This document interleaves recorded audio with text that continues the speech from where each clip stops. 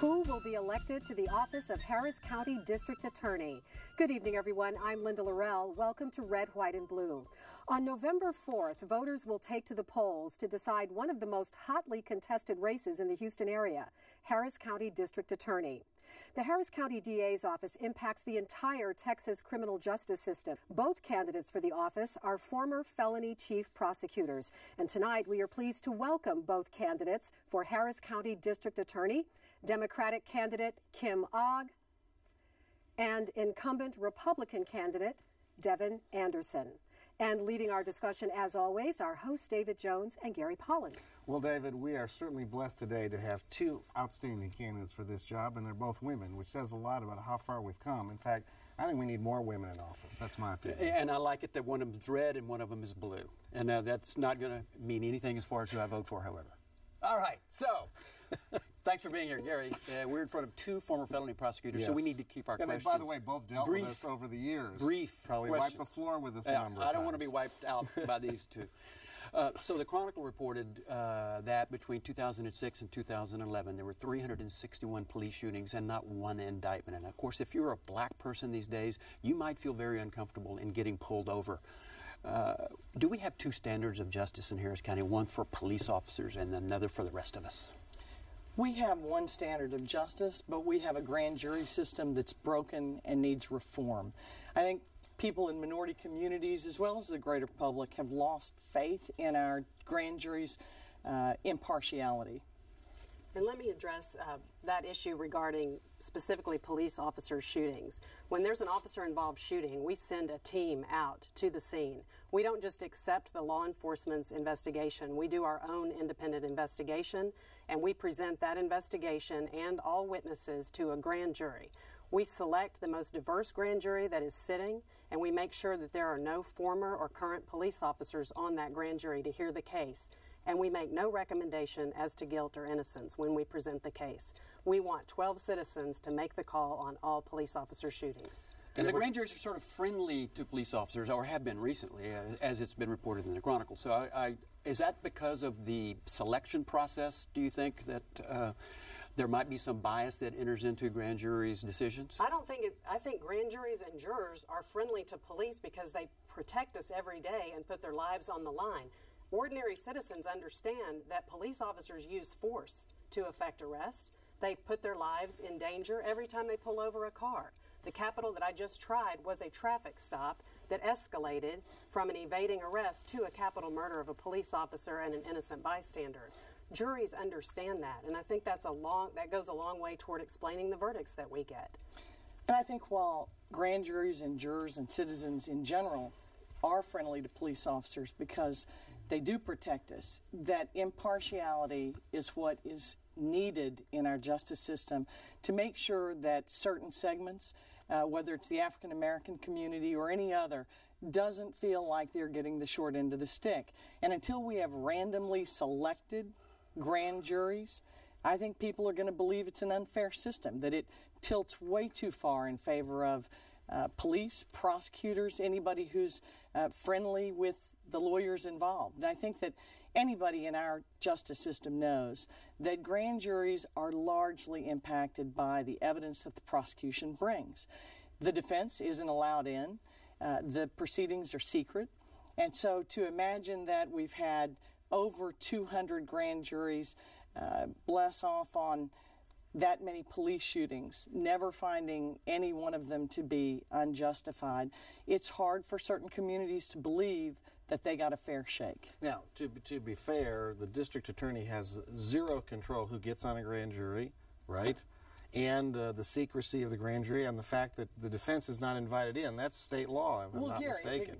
The DA selects the grand jury, which they can present the case in front of every time they go. We don't select the grand jury. The judges get the people who are on the grand jury. I don't mean select the members. They select which grand jury they're going to go to. So if it's an unfriendly grand jury or one that they don't like the results of, then they go to a different one. That is not true. We do not allow forum shopping. I'm the only person at the district attorney's office who can authorize representing a case to a grand jury. It's my decision. The only time I've ever okayed it is when new evidence has been discovered after the first grand jury has no-belled a case. I want to take a step back, because normally the first question I like to ask when we have guests is to ask why you want this job or why you want to continue with this job. So I guess we'll let Kim go first. Kim, why do you want to be Harris County District Attorney? I want to make Harris County safer. I've got a strategic plan for reforming our justice system, reducing crime, and ensuring that no innocent person is wrongly convicted. Okay, and Devin, why do you want to keep the job? Well, it was my first job out of law school. I was a prosecutor for 12 years. I met my husband while I was at that office. I had both my children, Sam and Bren. They'd be mad if I didn't say their names. And Sam's 13 and Bren's 11. The office means a great deal to me. And our family for 1 year campaigned for Mike to be elected, and he was elected. And I stepped up to the job because I want to continue what he started. I believe in getting crime victims justice. And I want to restore the office to its rightful place, which when I started in '92 with Johnny Holmes was the best office in the country. We need to get back there. So Judge Jay Carahan is a Republican guy. I've got his yard sign. He's one of my favorites. He tells me that he's been keeping a record of all of his marijuana dispositions in his misdemeanor court for about a year and a half. Hundreds of marijuana arrests, mostly HPD. Average amount of marijuana in that prosecution is in the single digits of grams. Is this a very good policy that we're embracing here by prosecuting that amount of marijuana? Well, it's against the law, so that's why we accept if probable cause is presented, we take charges. But on October 6th, I'm launching a new initiative to target first offenders who are charged with 0 to 2 ounces of marijuana. If they complete the program, they'll have nothing on their record. We're going to arrest them and transport them, but then if they make an appointment with pretrial and get assessed, then we're going to put them on either a 60 or 90-day program. If they complete it, they'll have nothing on their record. If they fail, then we, the DA's office, will file charges and issue a warrant. I'm going to call Devin's program the Me Too program because in early August, I announced GRACE, the future of misdemeanor prosecution for marijuana. GRACE is an idea that we're spending way too many tax dollars prosecuting about 12,000 misdemeanor marijuana users every year at a cost to our system of about $10 million. Every voter that I've talked to believes that $10 million would be better spent pursuing gangs, violent criminals, high-dollar property criminals, that marijuana users need to be accountable under the law, but we don't need to cripple them with a lifelong criminal record. So it was my proposal to actually bypass jail using existing law and then use pretrial diversion to put these offenders to work cleaning the bios in a program I started called Clean and Green. Why doesn't somebody tell the mayor of Houston that all of these HPD stops and at the level of marijuana that you're talking about just be processed as paraphernalia cases in city court? Why don't you tell the mayor to control her police department and put those cases where they belong? I got enough on my plate with the county here, David. But I do want to say that I've been working on the diversion plan for almost a year, and I didn't just pull it out of the thin air. I've been working with the sheriff and the chief, taking law enforcement's concerns into account, and we're not going to do the catch and release, which has been a dismal failure in Travis County, which I believe is Ms. Ogg's proposal. We've got a plan that's going to work, and hopefully we'll be able to expand it to other Class B misdemeanors. Well, Devin, let's be honest. In January, you criticized President Obama when he came out and said that marijuana should be lessened, that the penalties for it should be lessened. You stated that you were going to aggressively prosecute every violation of law in Harris County, including marijuana cases. Now I hear there's a new program, but I haven't seen it. Now I know people are waiting to see it, and it'll be interesting to see if it works. And I hope that it does, and I'm glad that you've changed your mind about that. I would say that the public is interested in us prosecuting serious criminals. They want burglaries to stop. They want robbers caught.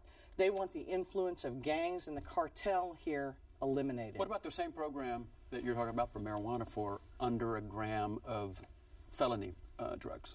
No, absolutely not. We're talking about a different type of offender. People kill, rob, break into houses, break into cars to get money for crack cocaine, if that's what you're talking about, heroin, meth, not really for marijuana. We're talking about two different groups of people.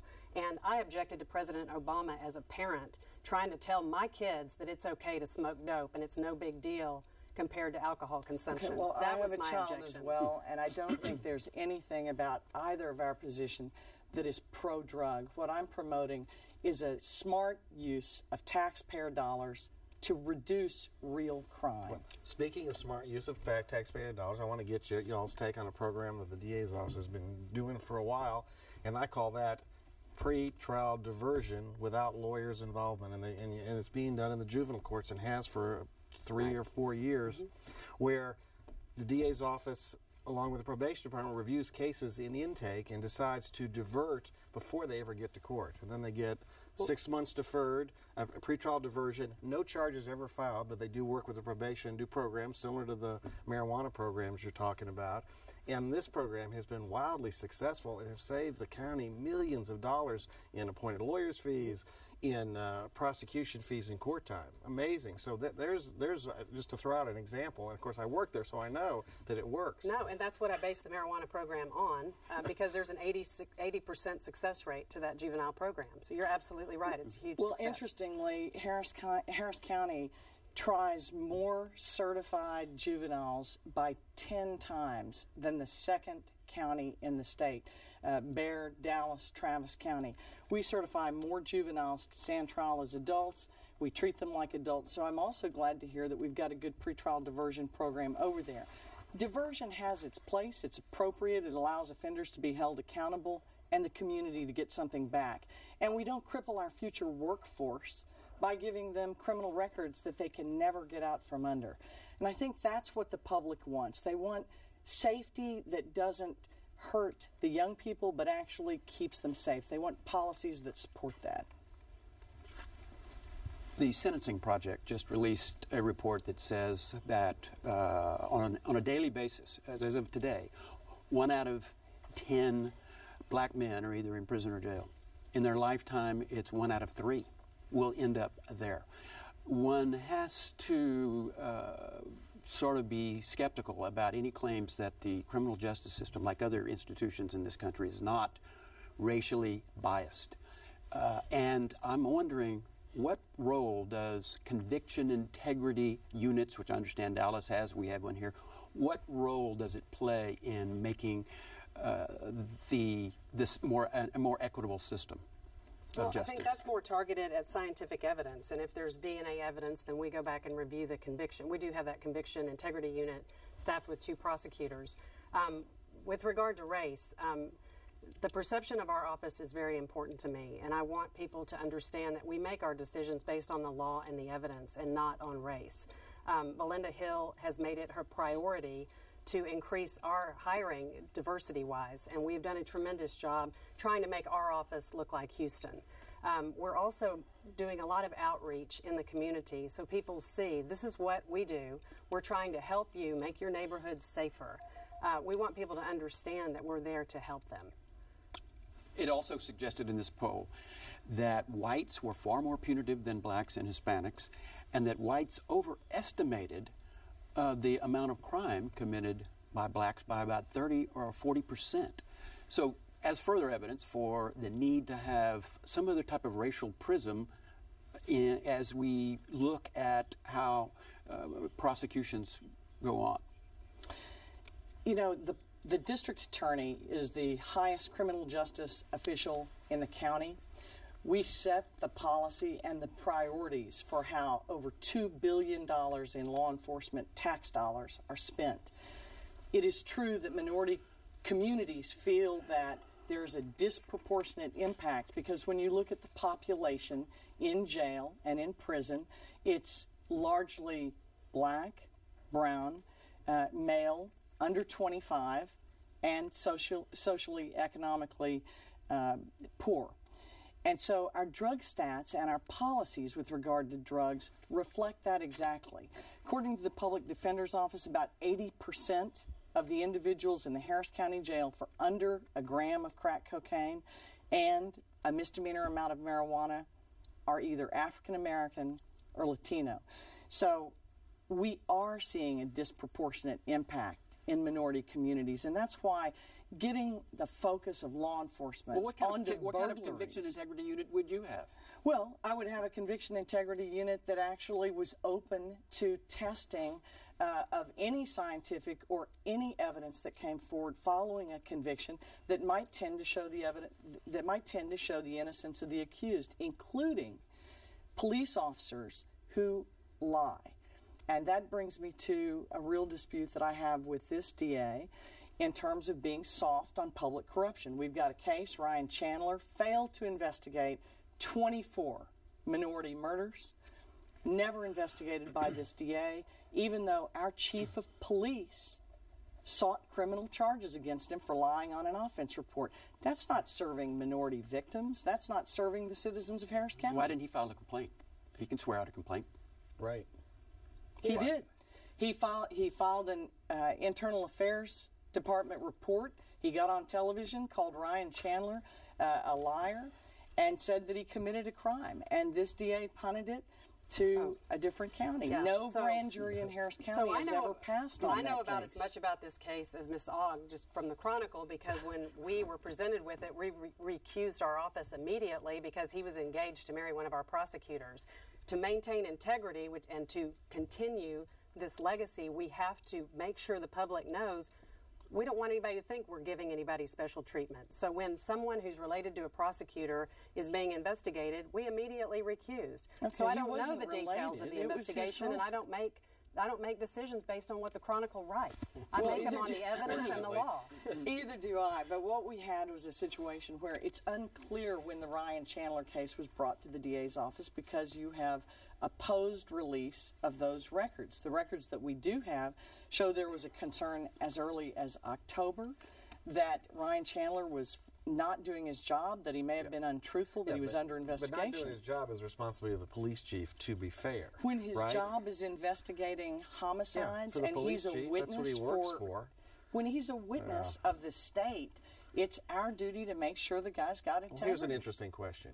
Do you think it's important the district attorney be proactive and recusing themselves in cases where there's a potential for conflict, or should they not? Because that's really what it boils down to, Absolutely. the way I see it. No, I think that any time there's a conflict of interest, it has to be brought to the DA's attention. Ryan Chandler was dating a girlfriend who's head of conviction integrity in the DA's office. I would call that a conflict. For about We a year, recused ourselves. working on the same cases. That conflict wasn't ever investigated.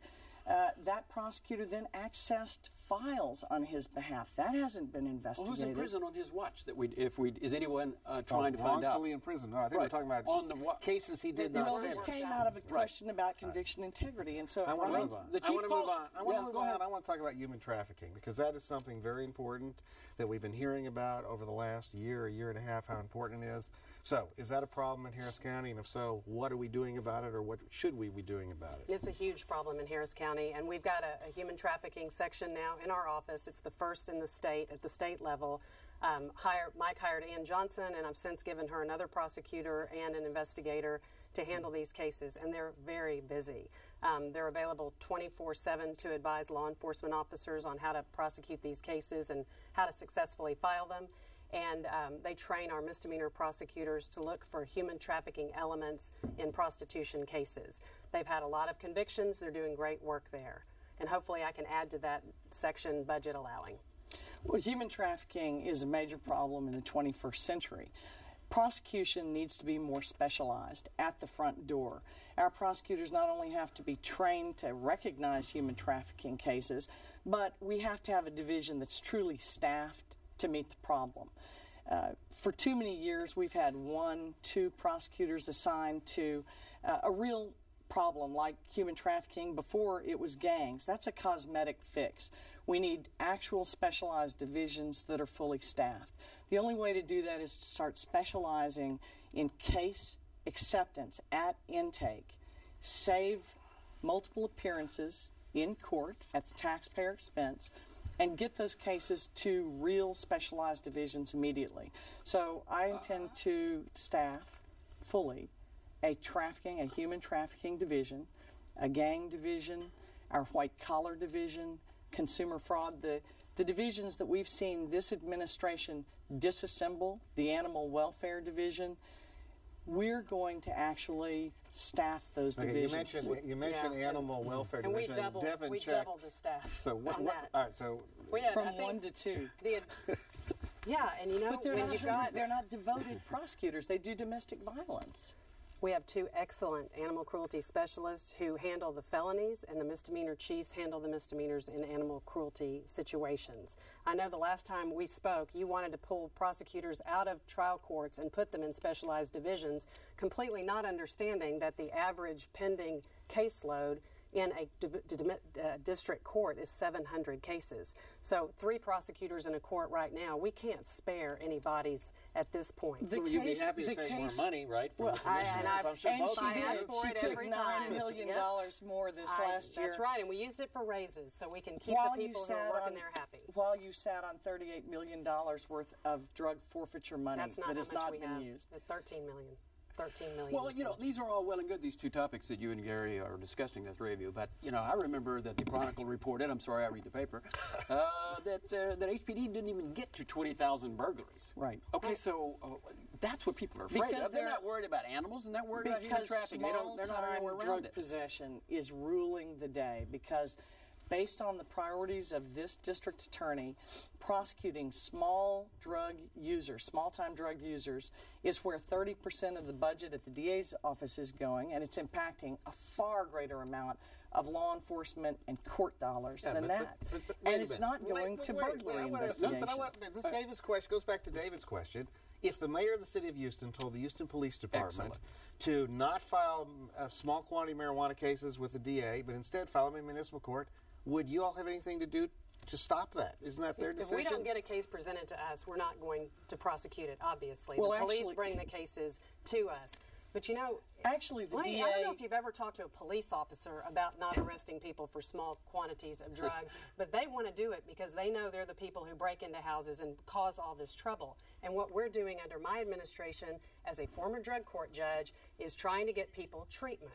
We're not ignoring the problem. We're not ignoring the law. We are trying to help people who are addicted to crack cocaine kick the habit and become productive citizens again. Well, Devin, I've worked with law enforcement for the last 27 years, and many officers do want to get away from the quantity over quality arrests that are being encouraged by your administration.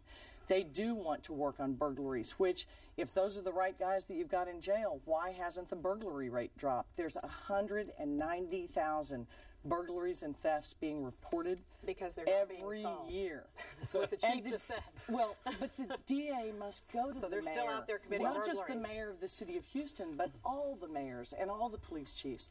Establish a conversation, a rapport, work with them like I have in the past when we reduced gang crime by 40%. And the big gorilla in the room here, of course, is that Legislature.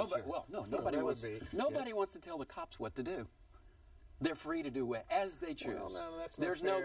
there's no management of them apparently. The HPD's collapsing, and then now we're seeing the mayor could do all these wonderful things. legislature, She's not going to take on those people either. So David, but the legislature could legislate and say They could. under 2 ounces is a diversion first. They could make less But than a the gram DA a Class A misdemeanor. Gary, I you can't know- do that, and I'm not going to ignore the laws. I took an oath to uphold them. That's what I'm going to do. You know that the district attorney has the option, the discretion of how we apply the law.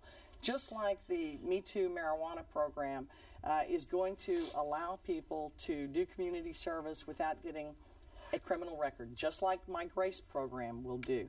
That is a discretionary application of other additional laws. So, yes, we need some legislative changes, but what we may need is a new lawyer instead of new laws. But what you're talking about is completely ignoring the law. It's not discretion. You're not enforcing it. With the marijuana program, they are getting arrested, they're getting transported, they're getting fingerprinted. There will be a consequence for their actions. Well- With crack pipes, you're like, bye. You're not doing anything. we've got a minute, so y'all take 30 seconds each. Do you each support the death penalty as it's presently utilized in our county and in our state? Yes, I do. Yes, it's the ultimate sanction. It should be used in a completely transparent manner in the sense that the public needs to be assured that there's not a double standard, whether it's racial, whether it's gender. And I think that they do that by having faith and trust in our grand jury system, which has to be reformed. I make the decision about whether we seek death or not based on the facts of the case, the criminal history of the defendant, any mitigation that the defense attorney presents, and it is a race-blind process. I don't know the race of the defendant. I don't know the race of the victim. So we are doing this based on the cases, one by one. We look at them individually. Well, thank you, Kim Ogg. Thank you, Devin Anderson. It was a really exciting conversation. Spirited. Linda, they're two outstanding. I don't know if I'd call it a Seriously. conversation, but it was Clearly, well, no, David, they're outstanding. Thank you so much. I wish we had 30 more minutes because we could continue this conversation. Thank you both so much for being here. And remember, you can catch Red, White, and Blue every Friday at 7:30 p.m. right here on TV8, and again Saturdays at 6:30 p.m. We also invite you to visit us online and send us your comments. We want to hear what you are saying about the issues that affect Houston. You can submit your comments at HoustonPublicMedia.org or on Facebook. And while you're there, don't forget to like us. Thank you so much for watching. We'll see you again next week. Good night.